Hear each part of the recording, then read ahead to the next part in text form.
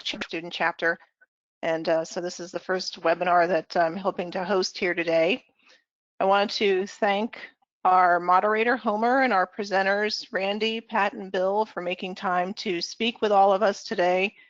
I think this is a very timely topic, of course, and I look forward to hearing how our higher education organizations will be operating and managing classes and campus activities here this coming fall. So with that, I will turn over to Homer so we can get started. Thank you. Thank you, Andra. Oh, next, there we go. It is a timely subject, and it seems like you hear more and more about it as time goes on and as we get closer to the academic year. But how educational institutions will deal with the coronavirus in the fall and beyond is really on every student and parent's minds. There's a number of different types of concerns that listeners have today, so we have three panelists who will discuss how their universities will deal with the education and the housing of students in the upcoming school year. These folks didn't make the decision to open. The administration and Board of Regents made those decisions, but we're going to ask them to address the challenges facing their particular university and how they intend to deal with those challenges and adapt to the new normal. Next slide, if you would, Eddie. We'll ask our first two panelists to discuss their university's approach to teaching engineering, architecture, and technical subjects. And then our third panelist will discuss the broader topic of what his university is doing to keep students and faculty safe and really support the educational process. Here are our panelists for today. Our first speaker on your left is Professor Randy Seitzinger, the Associate Dean for Academic Affairs for the College of Engineering, Architecture, and Technology for Oklahoma State University. Randy has a bachelor's in architectural engineering and a master's of architecture.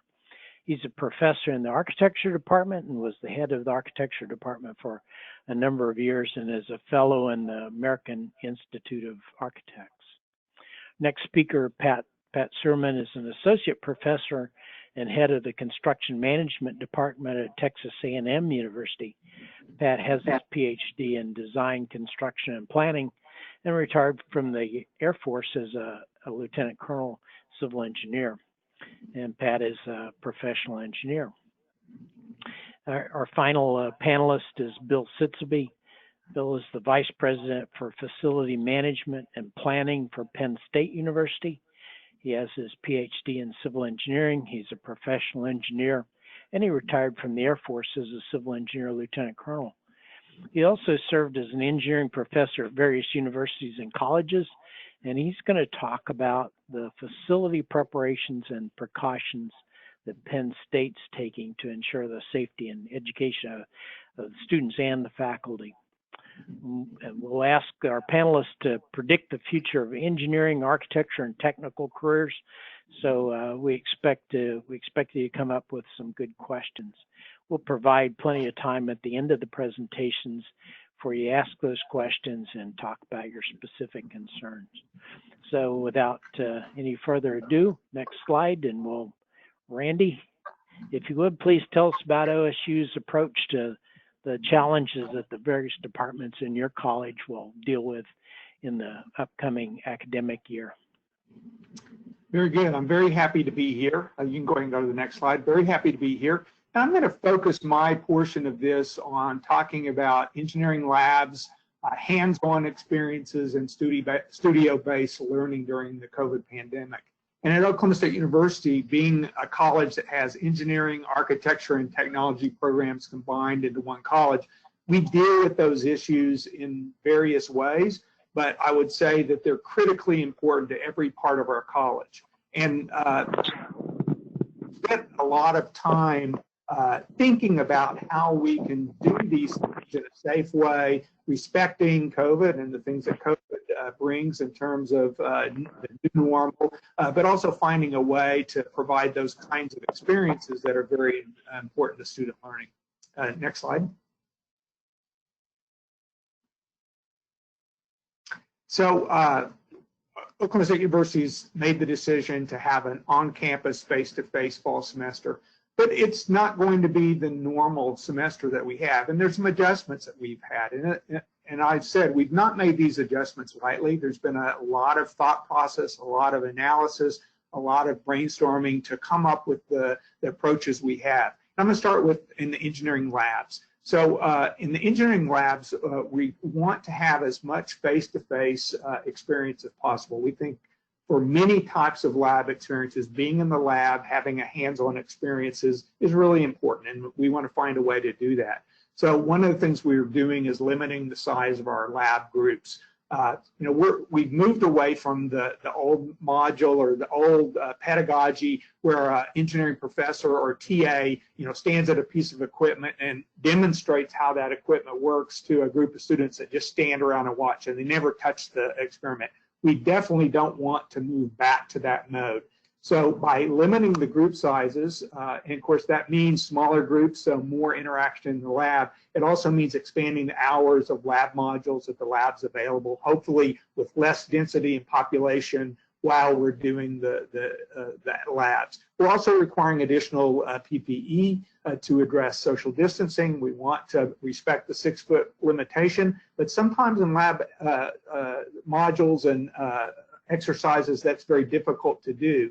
So we're doing things like requiring both mask and face shields. Sometimes there's added PPE depending on the lab experience. We're strictly separating groups, and so their interaction between groups has to be distanced in some way. We're also looking at hybrid lab experiences, and we want to do this when it's effective, but not, when it's not, find a way to get the students in the lab and on the equipment. Things like Microsoft Teams and Zoom work for large group meetings and some team interactions. We've developed some toolkits that in some cases can supplement in-lab experiences so students still get a hands-on kind of experience. And then I guess the final way of approaching this is that we found that there are some interactions in the lab that can be done virtually and be done effectively virtually. Now I'm going to talk a little bit later about one of the ways we're doing that with the Elvis 3 equipment from NI. Next slide. So I should have probably started with this, but I want to say how important we think hands-on learning in the labs is. And we learned a lot of good lessons from the spring of 2020. We were forced into an online situation, as I think most universities around the country were. And that happened very quickly, and we quickly discovered, happily, that some things that we thought wouldn't work very well at all worked much better than we thought. And then, of course, we probably confirmed that it's very difficult to do some things in an online environment. But we're going to apply those lessons moving forward in the fall. We found platforms like Zoom, Microsoft Teams, those things. The platform we're in now works pretty effectively. I know we get all tired of meetings like this, but it is a way that we can continue to connect and continue to have interaction that I think will carry on past the pandemic. We've also found that access to some types of equipment with remote access can be very effective.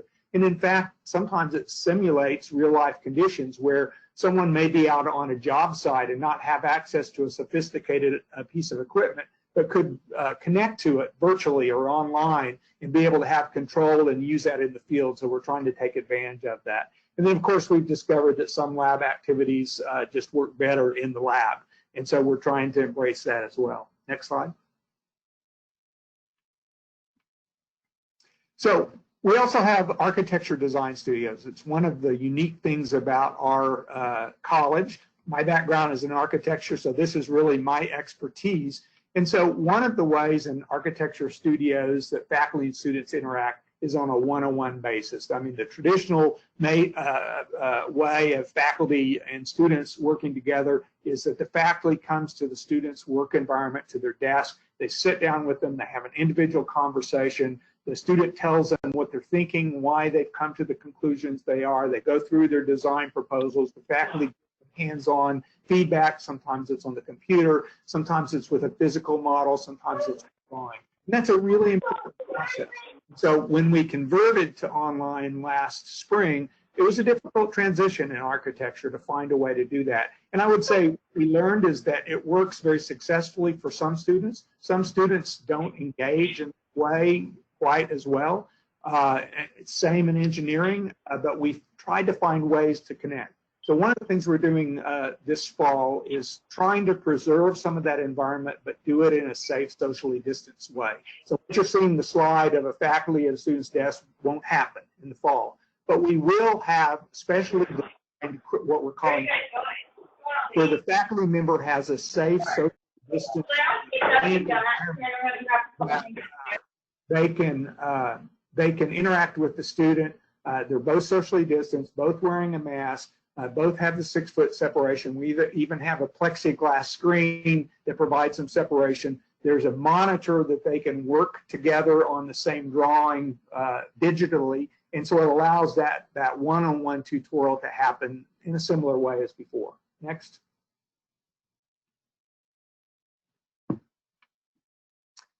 So looking at the three kind of approaches, the studio-based learning, I just talked about this, where we challenge students with big problems that have a lot of complexity that's beyond their knowledge and help them see how to analyze the problem, gather data and research, and then apply a creative problem solving solution to finding a variety of approaches. To things like hybrid labs, where they combine an on-lab experience with access to some equipment modules, and then to pure telepresence labs, where, again, as I said before, we want to change the role of educator from being the imparter of knowledge to a mentor in helping students understand how to still get that on in-person, hands-on knowledge, but maybe with new technologies. Next slide.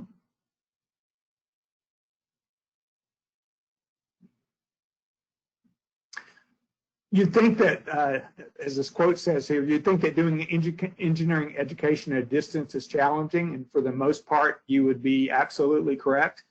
However, there are some new, very sophisticated equipment like the NI LS3, which allows us to explore real-world systems and data. And we've done a lot of testing. We actually got the first beta test of this piece of equipment from NI in a new facility we had. So we've done a lot of testing on how this, and this is a sophisticated, and I'm not an electrical engineer, so I'm going to tell you everything I know about electrical engineering, but sophisticated equipment that gives students access to lots of pieces of equipment. So this board that you see in the photograph on the lower left basically does everything that all of that equipment above it and more does. And there's different modules that you can plug in. Plus, it has the ability to be adaptable and to be online. So a student can be at home, can log into this board, can control the board, can monitor things that are happening in the lab. It can be set up in a way that this type of thing makes a virtual telepresence lab possible and effective. And we've had a semester of kind of demonstrating that as part of what we're doing. Next slide.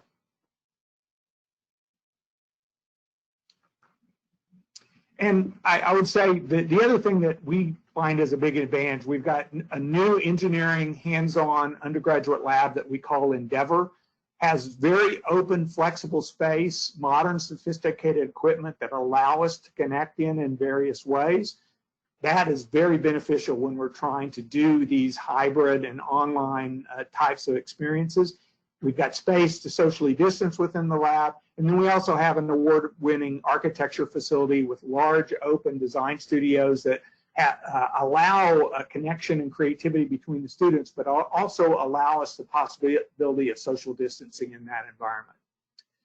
With that, I'll be happy to answer questions at the end if you have some more specific information. So thank you very much.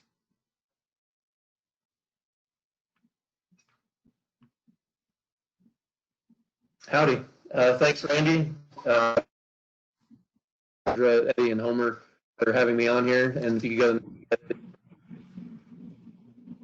Also, I see a lot of people out there in the audience who are some of my previous mentors. So it's great to see Jim Pocock, Terry Watkins, and then also some current friends like Martin Zimmerman on the call. So thanks for supporting me today.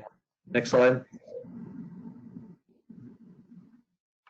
So this is a quote from our provost, and I put this here first. I'll let you read the quote.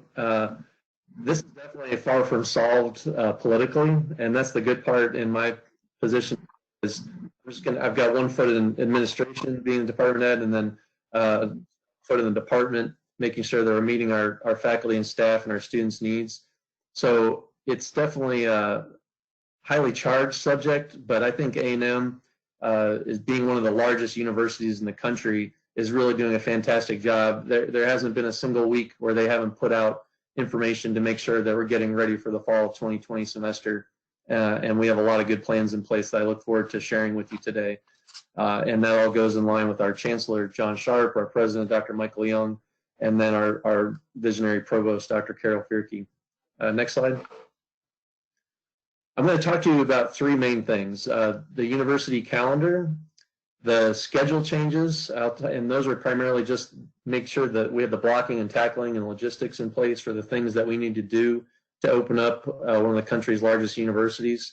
And then I'll probably spend the most time on modes of course delivery and then specific things that we've done within our courses, similar to what Randy talked about. And then also highlighting some of the facility changes that our lab, led by Dave Goltz, Air Force Master Sergeant retired, has helped not only College of Architecture, but across campus with fabricating things that are going to keep people safer. So first I'll just go into the university calendar. Normally A&M typically starts after Labor Day, which is a big change coming from the Air Force Academy, which always starts usually the first week of August. But this year, A&M is going to start on August 19th. And I don't know if the slides still got a delay there, but we're going to start August 19th, and we're going to finish November 24th.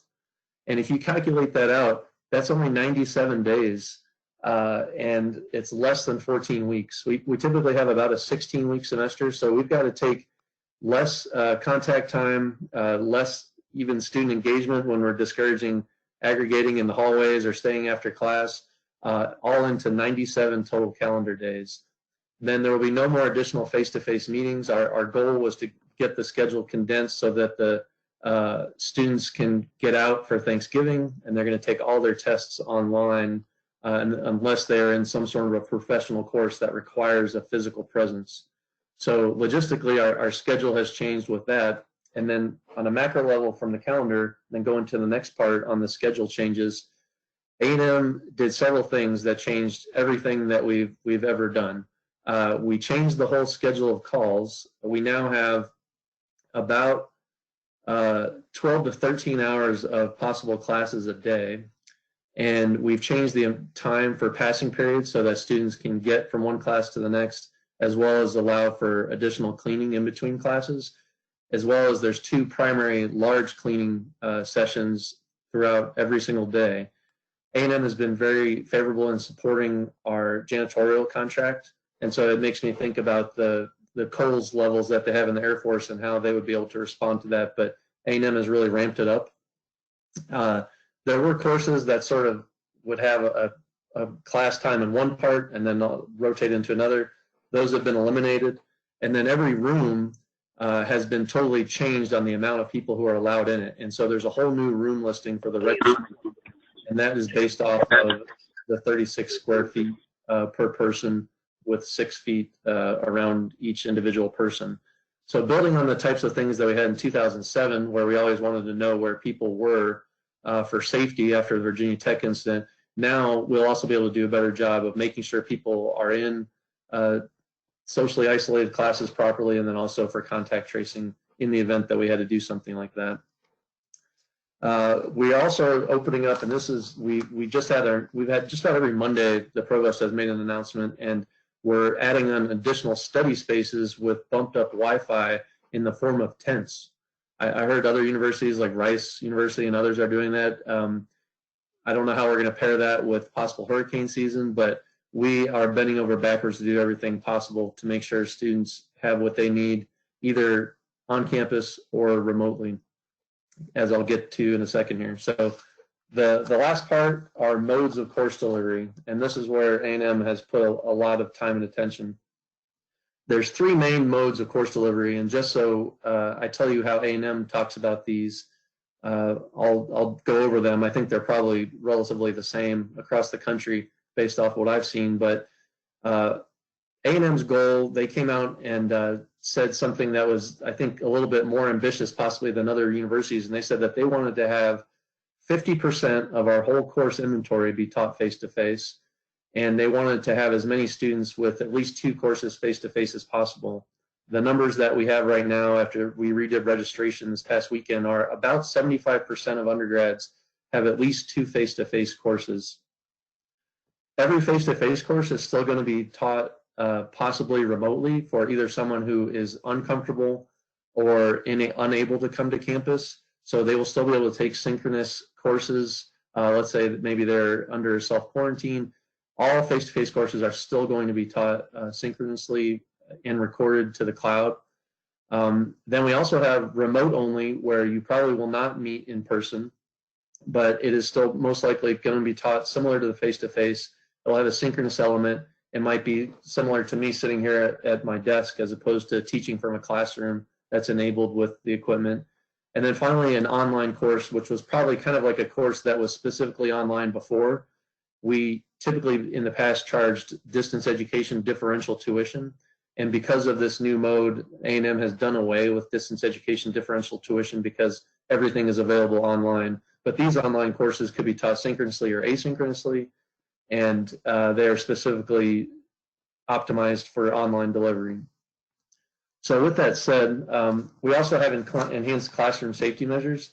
We're a campus that typically has Monday, Wednesday, Friday courses or Tuesday, Thursday courses. And so even if a course was face-to-face, you're typically only going to see one cohort come on a Tuesday and maybe the alternate cohort come on a Thursday.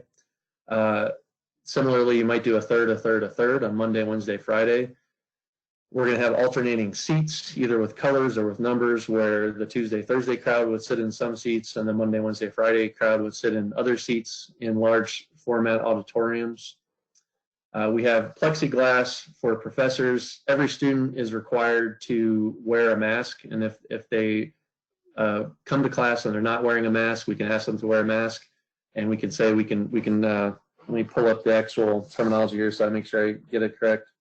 We can notify the student conduct office if the students aren't wearing their masks, or a professor who is uncomfortable teaching either due to non-compliant students or for any reason can say, you know what, let's take this to online today, and we'll just let everybody leave the classroom, and they can still teach from the classroom, or they could just teach from their chosen location. So we also have a new bring your own device policy. That's something that's been required for some time in the College of Architecture because a lot of our courses are computational and require pretty high-end computers to be able to do the work that we have in our courses.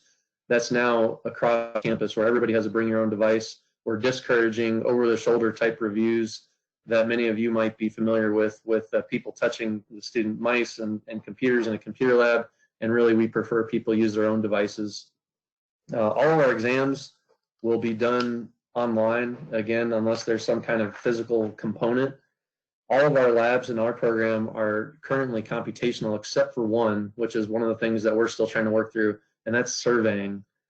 We do have one remote component of our surveying class where we already work with Pix4D to plan our surveying routes for our drones, but for traditional total station surveying, I don't know if anybody else out there has some help they can give me on some simulators for how to do surveying, but that's one that we're a little bit stumped on, so we're trying to figure that one out. Another thing that's also very interesting, especially to our department where we have 2 mechanical, electrical, plumbing classes, the amount of fresh air changeover I've never heard regular people talk about that, and that's something they've talked about extensively with our facilities commission, and so this probably will translate more into Dr. Sitsabee's program that he's going to talk about, but our building in Francis Hall has 100% fresh air except for in 2 locations turnover all the time. We don't use any return air. Probably not the most efficient, but especially in a time like this, definitely happy that we have all 100% air changeover with every cycle. I talked about cameras and microphones have been installed in every university managed classroom. We've also made sure we follow suit on anything that was just department run. We also stood up a new academic innovations office. That was already in the works, but definitely they ramped way up in light of this. I remember a year ago, I first saw Zoom demonstrated in a meeting. I thought, oh, wow, how amazing. But if you're like me, I've been on Zoom all day today since 8 a.m. So you're probably familiar with GoToMeeting, Zoom, Uber, Blue Jeans, Teams, everything. So we've got it all, but we're primarily focused on Zoom. And then we're also changing from eCampus to Canvas. So we're taking everybody, putting them online, and also asking them to change their LMS. So obviously the faculty are loving that. It's fun. Moving forward, and on my last here, on instruction options, we talked about the 3 modes of delivery, and I can go probably to the next slide here. We've got a calendar that is very ambitious to cram everything into 97 calendar days. We've got the schedule, which will have students on campus longer, taking classes longer throughout the day, but also maximizing the use of the largest spaces at A&M in a socially distanced way. And then for when we do have those 75% of people taking at least 2 face-to-face classes, we're going to try to make sure that we're using ORM principles to make it as safe as humanly possible. So that's what's happening at A&M, and I'm looking forward to hearing what's happening at Penn State or taking any questions that you have. Thanks.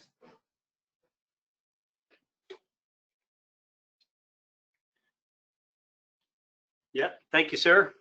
So I guess I'll just jump right in. Yeah, I'll echo Dr. Sermon's input there. It's good to see some friendly faces out there. I see a bunch of you, so nice to see. I'm going to jump into Penn State from a little bit different perspective. And although we are doing a lot of the same things that the other universities are doing with modified course schedules and options to teach in remote or hybrid, I'm going to focus more on what we're doing from a facilities perspective. If you go to the next slide, you'll see that Penn State is actually a single university. We have 24 campus locations and a couple other locations to include a medical facility and some options down at the Navy Yard.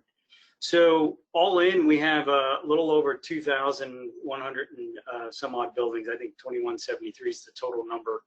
33 million square feet of built space. So it's a large portfolio to manage. And one of the things that I share with many of the folks, because it's such a large portfolio, every single building is a little bit different. And so what we try to do is provide some broad guidelines and some broad actions, and then individually we're addressing issues as they come up. If you go to the next slide, you'll see that my organization is actually about 1,500 folks, give or take, any given moment. And in March, early March, when most of us were on spring break, I came back and stood up our remote department operations center. And we went to sort of a minimal manning, essential manning situation with about 100 folks on campus at any given moment. We have 5 different utility plants just at University Park and a couple out across the Commonwealth campuses, plus some other essential services. And then as part of a process, as construction started to open up and we got back on campus, we needed to start taking care of business. We've ramped that up. The remainder of my folks will actually come back next Monday, and I'm pretty excited. So we'll have about 1,200 folks on campus active, and then about another 300 that we've successfully moved into teleworking arrangements. Most of those teleworking folks are actually the professional staff or the knowledge staff. And so that just gives you a little bit of how we've ramped back to get ready for the campus. If you go to the next slide, this talk a little bit about some of the things we're doing.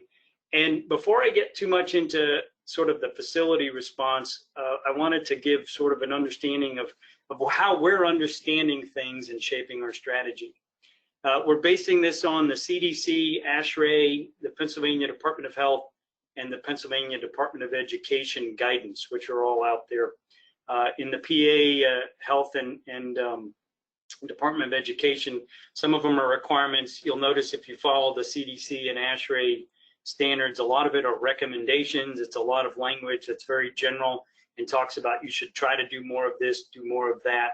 And so it became very difficult to figure out what was our process. So how we understand it through our own experts, through our own virologists and other experts at Penn State, is that this disease transfers in one of three ways primarily, with most of it being transferred face-to-face in that interpersonal space. And then there's this idea that some of this can be transferred through aerosols and then through fomites or touching surfaces and stuff. And so we've developed a strategy to try to address that. Now, with the understanding that even though it's possible that this disease could be transferred from surfaces, it's highly improbable. And so while we're doing a lot of things out of an abundance of caution, how you react to the facilities is a little bit different depending on how the disease reacts. So our strategy is really built around several layers. It's a multi-layered systems approach. So some of you systems engineers might appreciate this. With first and foremost, our fundamental strategy is having everyone on campus wear a mask and maintain social distancing of 6 feet or more. The university has actually purchased over 500,000 cloth masks to be distributed to the faculty, staff, and students, and then another 140,000 disposable masks to have on hand. A lot of this was really to make sure that there's no excuses for having them out there. And you can see as we look about the mask wearing, we're also looking at disinfecting our facilities, building ventilation, and I'm going to talk a little bit more about that. And then really this testing and surveillance testing and contact tracing. So our goal is to have everybody wearing a mask, staying socially distanced, and then to quickly and immediately try to isolate any active cases as best possible. Now, of course, I think we're all dealing with a similar population of 18 to 22-year-olds that may not want to comply like you would, say, in a military environment. And so that's a challenge for us. If you go to the next slide, from a facilities perspective, cleaning and disinfecting, we've done a few things. One is we've switched to a full-time disinfectant. So there is a difference between cleaning and disinfecting. Basically, cleaning removes the stuff, disinfecting kills it. You need a little bit of both.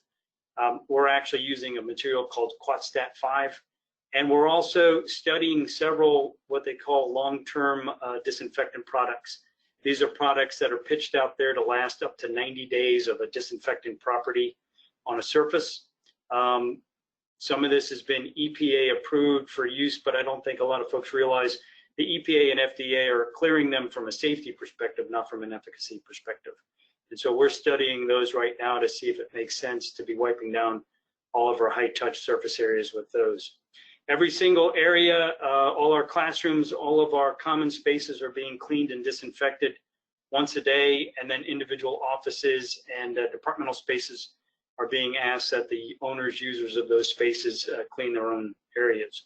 We're providing them those materials. And then there's also the use of an electrostatic sprayer, which is something that I was vaguely familiar with, but got more and more familiar with through the cost of COVID.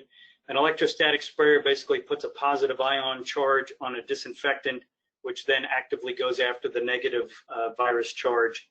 And so these are, they're misters. They actually take a disinfectant, they'll mist it, they'll ionize it, and then you can spray large surface areas, large rooms, auditoriums, large classrooms and such.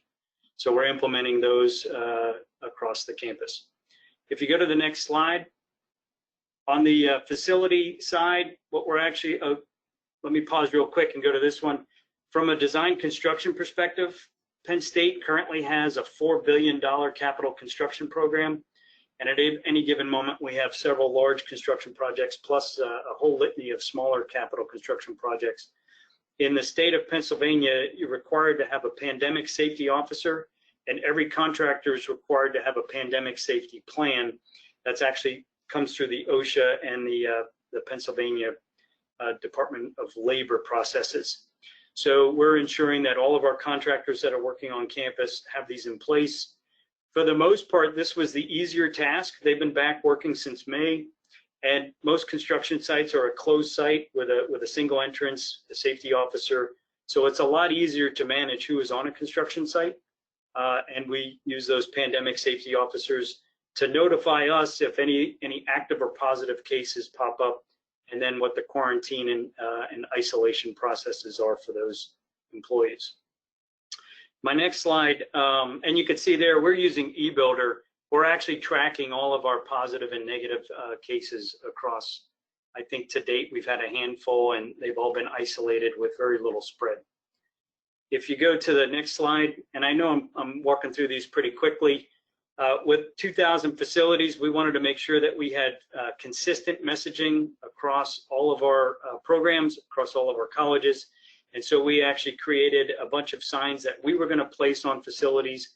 Plus, we created a SharePoint site where departments could go out and print their own signs and post them as needed. A lot of it just sticks with the stay well mentality that goes to that process of wash your hands, stay home if you're sick, stay 6 feet apart, wear a mask. And in some cases in our CDCs, our child care centers, and areas like that, we're using a bit more of a kid-friendly version of these. And so we're pushing these out and posting them all across the university. I would say to date, I've probably spent almost $400,000 just on printing signs, which is a pretty big deal. Our next slide talks a little bit about, and if you go to that, what we're doing in the facilities themselves. And again, most of this is steeped in the CDC and ASHRAE guidance. Number one is to make sure that all of our systems are 100% effective and working.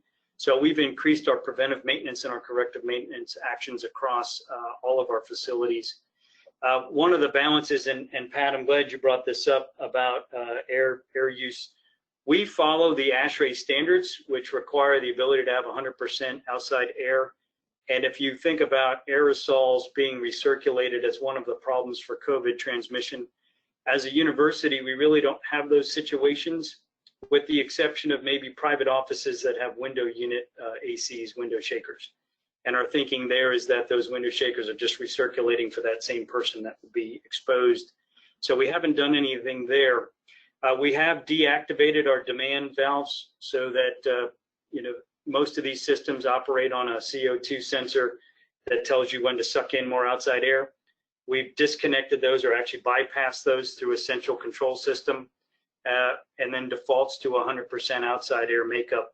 We're also running our ventilation systems 24/7 as opposed to shutting down overnight and stuff. So our air in our facilities is moving quite quickly. The challenge is, if you look at CDC and clinical settings, you want 6 air changes or more an hour. That's difficult to achieve with a lot of these systems, but we're doing what we can. Touching a little bit on the research area, the idea there is to disconnect any of those. And in cases like that, we do have a fair number of facilities that don't have ventilation systems, and we're using operable windows and encouraging folks to keep those open. For those kinds of facilities, we've actually purchased a fair number of commercial level HEPA filters that sit in the room and basically HEPA filter the room. The science is arguable that those are effective, but this is as much of a PR as it is a scientific answer. And so in many areas, specifically in areas of performing arts, where we have singing and music and other things that are known to be a high level of exchange, we're using those HEPA filters. In order to prevent, third or secondary issues, we're actively flushing all of our water systems. Many of our buildings have sat idle for 4 or 5 months, and so we want to maintain the chlorine residual on those. So we've had an active flushing program going on since about early June to make sure that the chlorine residuals are up. And in every case where we can, we've switched from a MERV 8, which is our standard, to a minimum efficiency rating 13, which is really similar to a HEPA filter and uses the same sort of material as an N95 mask. And so we're using that where practical and possible. If you go to the next slide, I think I'm almost there. I have hand sanitizers are a big deal. I've purchased over 6,000 of these. Trying to source them and get them in place was difficult. We have 2,800 of these that my staff are actually centrally deploying to common areas, inside door wells, outside of bathrooms. And then we have 1,200 of these that are being deployed across the campuses, and then another 2,000 that are actually being reserved for our auxiliaries, which include Penn State actually has a fair amount of auxiliaries, to include an airport, 2 hotels, and our ICA, our intercollegiate athletics program, is a significant piece. Also here at Penn State is the Applied Research Lab, the ARL, which primarily supports Navy research, and they've stayed engaged with about 1,200 employees working throughout this whole pandemic. So I'll move on from hand sanitizers on to the next, which I think is classrooms. Oh, nope, plexiglass. And actually for plexiglass, you know, there was a lot of hype about plexiglass, and if you go out and look at grocery stores, Walmart, wherever you are, most people just sort of sidestep these. So we really didn't feel that they were something we wanted to spend a lot of energy on. They're really designed to prevent as a sneeze guard, so somebody who walks up who's unmasked has a potential to spray droplets on someone. We're using plexiglass in those high customer exchange areas. But we've really pushed away from having these set up in cube farms and separating folks out. Our approach there has been staggered shifts, trying to shift mostly to remote teleworking where practical and possible, and trying to limit the plexiglass as best possible. If you go to the next, and I realize I'm really flying through these pretty quick, but I'm happy to, I want to save time for some questions. So we did look at some long-term things. We looked at retrofitting hands-free faucets in our bathrooms, and even though it's a great idea, having to replace fixtures, the lead time on getting some of these materials in has been a challenge. Supply chain has been very difficult for a lot of reasons. We're sponsoring UV disinfectant research in our mechanical systems, and also bipolar ionization systems, which actually filter in the actual central air handler. The efficacy of that is still out for debate, and we're trying to see if that's worth it. Where practical, we're looking to move to more grocery style doors. If you see grocery stores that have hands-free doors that open and close, many of our buildings are already fitted out with ADA compliant automatic openers, but as many of you know, those become a maintenance nightmare when they're used over and over and over. And so we're trying to retrofit those. Again, that's a significant cost investment, and lead time to get those in place was also the practical aspects of why we didn't move too far with that. And then I'll just briefly say, you'll see that a lot of this in the construction industry are using these temperature checks, and I have a picture on the screen there. TSA is using that. We decided for operational reasons that this wasn't the way we were going to go. One, you have to be in the building long enough to acclimate your temperature for them to be accurate. They can be overcome by ibuprofen and acetaminophen. And third, you literally have to have somebody standing there at the door deciding to turn people away and tell them to go home, and trying to physically get that operation stood up was very difficult. To levy that on administrative assistants and others who were the primary folks that we had pushed to remote operations. So if we go to the next slide. I think I might have pulled the slide out to be brief, but I'll just touch on a couple other things. We had over 1,700 general purpose classrooms that we went through, and we did a layout analysis to make sure that we could have the 6-foot distancing and the occupancy limits. At a maximum occupancy, we have no classroom that's over 50% occupancy, and most of them are at 30%. So we had some difficulty finding room or space for some of our larger classrooms, and we're using our arena, we're using our hub, which is basically our community student center, and a couple of those larger areas that traditionally aren't classrooms. We've gone through and posted all those layouts to the register, who then went out to each faculty member and offered them a class opportunity, going back to that original idea that every faculty member could choose one of 4 options, which were face-to-face, a hybrid mode, a fully remote synchronous, or a fully remote asynchronous option. And where we landed after we were able to supply the classroom space was about half of the classes will be provided in some form of face-to-face, with about 25–26% of that, or about half of that again, being a hybrid version where the professors plan to have students in some version of face-to-face. And what that might look like is splitting the class in thirds, and then having on a Monday, Wednesday, Friday schedule, 1/3 come in face-to-face while 2/3 of the class remain in remote. So we've been retrofitting classrooms with large screen Zoom technology, microphones for the professors to wear, and all these other sort of retrofits to enable that operation. And with that, I'm going to stop there, and I think I'm at my 15 minutes and turn it over for questions. Thank you, Bill. All three of the presentations were super in the fact that there was a lot of good information that's just not out on the internet and other sources. Okay, we now have some time for questions, so open it up and either chat or identify yourself to Eddie. Are there any questions out there? All the lines are open, so feel free to chime in if you need.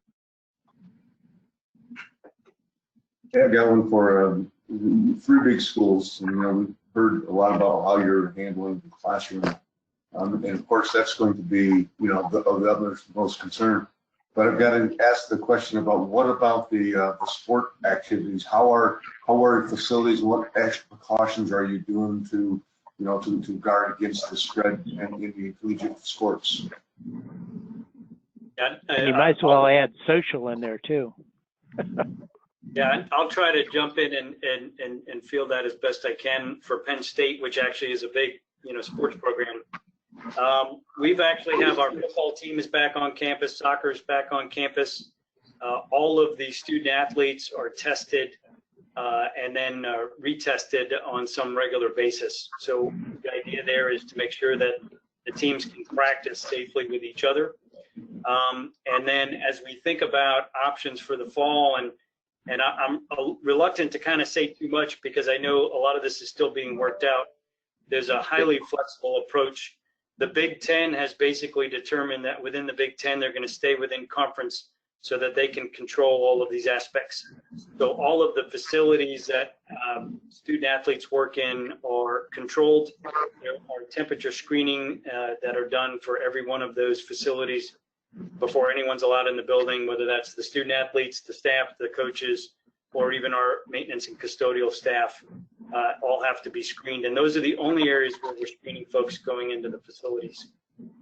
What does it look like for the fall? I'd like to say we'd all love to know that, but it looks like there's a strong push to try to limit the outside populations from coming to University Park. So for example, on any given weekend, we have almost 200,000 folks will emerge at University Park and tailgate and create a lot of opportunity for problems. The general consensus is that we really want to avoid that and possibly limit access to the games to just students. And so that's one of the ideas that's being tossed around. Thanks, Bill. We've got a chat question. What measures are being implemented for mass transit services on campus? Yeah, I guess I'll probably try to field that one too, but I don't know if Randy and Pat, if you guys have stuff. We have a local catabus system, which is it's a local system that transports students around. It's a 3-way agreement with the local government, the university, and the transportation system. And the reality is it's a real hard nugget. So at one point, the idea was to limit the number of passengers on a bus. That didn't seem possible or probable.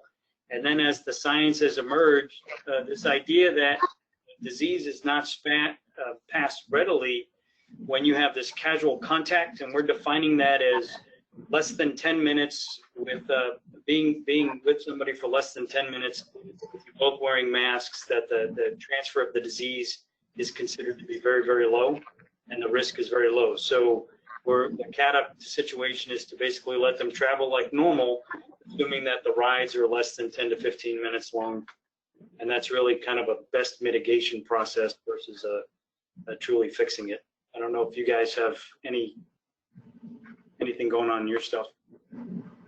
I think that's an area that we're struggling with as well. I haven't been part of the conversation, so I can't give details, but I know there's same kind of level of concerns there.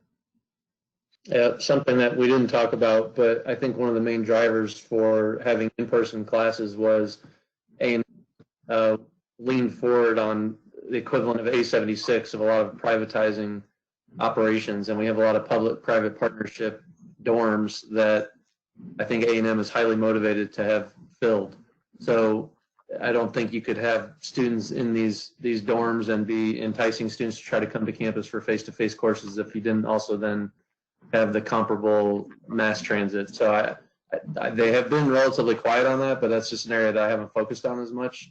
But I'll definitely look into that one. Sports, I don't know any more than what I see on StubHub and ESPN, but I know NCAA and SEC have many people looking at it, and it's been surprising that SEC has been pretty quiet, and I think they're hedging their bets. But I think it's going to. Our chancellor said that we were going to have football a while back, but he's not a one-man island unto himself. So I'm hopeful that we have sports, but obviously safety would trump entertainment value. Okay, thanks. Ben Matthews had a good question that's related to some of the topics that we're talking about. What can a Society of American Military Engineers and the private sector in particular do to help with the new education environment? Well, I can tell you something that would help me. I probably get 100 or more emails a day with folks trying to sell some kind of new technology or some kind of process. And what I try to do is lean back on the professional societies. So ASHRAE, NSPE, even SAME has an opportunity in this space to vet all of this sort of technology and use the field of experts that have that access to try to formulate some consensus or coalesce around what technologies are useful and emerging versus having the private sector individually try to contact us and sell whatever product or process they're pushing forward. Yep. How about on the education side? Well, I would say one of the biggest things that the public in general can do is just be advocates for social distancing and looking at the science of what's working and what's not working, and helping us all understand what we all need to do to contribute. You know, one of the things that we're really stressing with the students is we're not putting these measures in place just to keep you safe, although that's part of it, but it's really to keep our campus community safe. And you're wearing a mask not whether you're worried about getting COVID or not. You're wearing a mask because there's a campus community here. We're trying to control the spread. We have faculty and staff who may be at risk categories that are different than the students, and we're trying to offer this on-campus education. So just that general education, I think, is very important.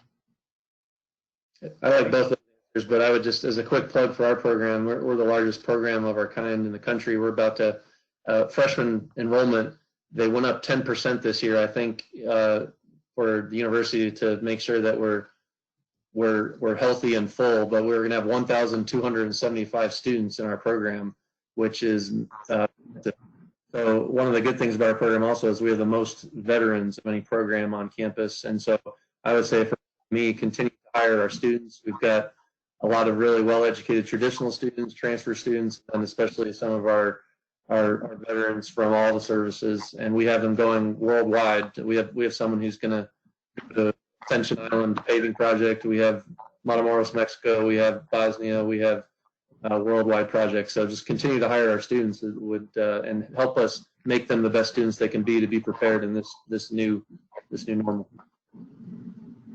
Okay, thank you.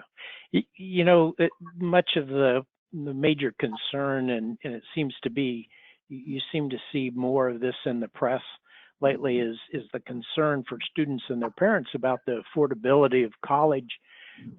You know, what sorts of discussions and all have your universities had, and what are you thinking about the how COVID and the future will affect the cost of higher education? Yeah, it was interesting. Moody's and Poor's just put out an analysis on this, which is interesting. Many of the smaller liberal arts colleges are really struggling to stay viable. I think the three universities we have represented here are all larger schools that are in good shape, and I think we're seeing a migration from the smaller schools to the larger schools for the fact that we have strong remote programs. Our global program has 18,000 students in it, which is a fully online.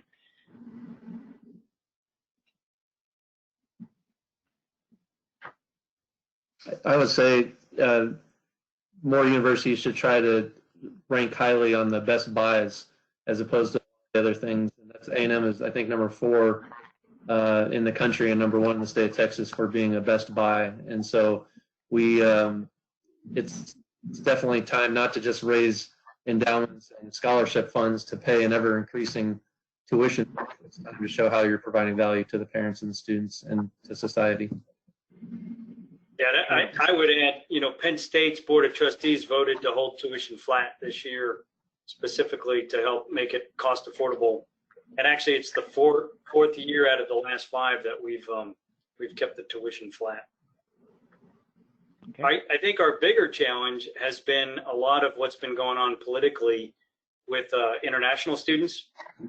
Many international students pay full boat. And right up until a week and a half ago, there was a lot of conversation that international students had to be in residence in order to maintain their visas. And so getting sorted out was, I think, a big win for higher ed. Okay, thanks, Bill. Even though we're getting close to the closing time for this, I'm sure that we can keep on as long as everybody's willing to participate. But I'll ask one last question here from our standpoint. Has the coronavirus, has the pandemic produced any good impacts on engineering, architecture, technical education, and those career fields, and also the facilities as a whole?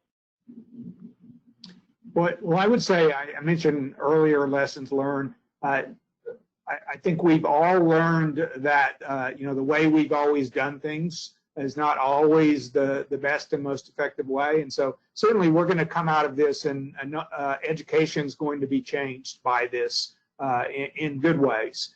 And so I think that is a good thing, something that we promote, creative thinking, new ideas, new ways of solving old problems. And I think that will definitely happen. Great. Yeah, I would add that, we had a lot of these tools in place before, but COVID has forced us into becoming far more efficient with, Microsoft Teams, Zoom. Pat, you kind of mentioned a lot of that. This technology has really enabled us to be far more efficient. I think we're starting to see the stress of not having hardly any face-to-face conversations. And, there was a strong push prior to COVID to moving to a more open office environment. And I think we're seeing that sort of flip back into the more traditional office environment space, and we'll see how that pans out into the future. Yeah, agreed. Just like Randy said, I think necessity is the mother of invention. And when I switched over to A&M in 2017, they had no online classes in my program. And I've been trying to bang a drum, and we had one leading into this, but now everyone is a lot more comfortable than they were previously in a relatively forward-thinking, averse community. So it's been fun bringing everybody on board and having the motive factor be a lot more of a forcing function and helping us make sure we really do move into the future. I would say there's also one extremely positive benefit that's come out of this. I haven't worn a tie since March 15th, so.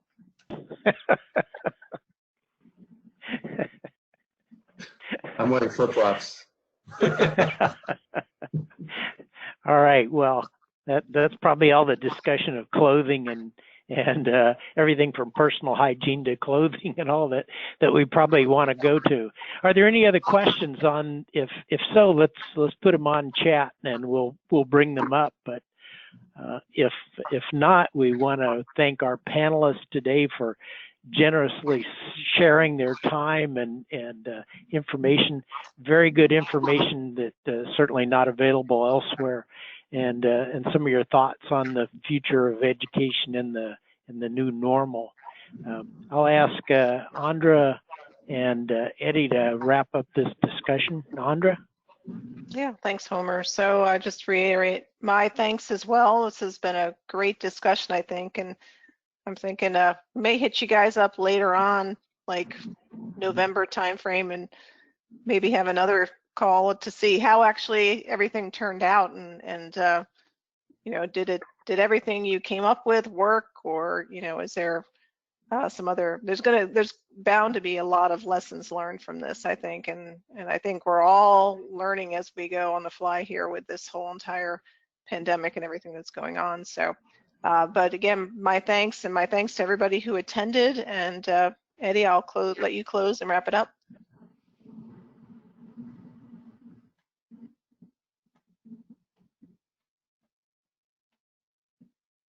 I think Eddie muted himself.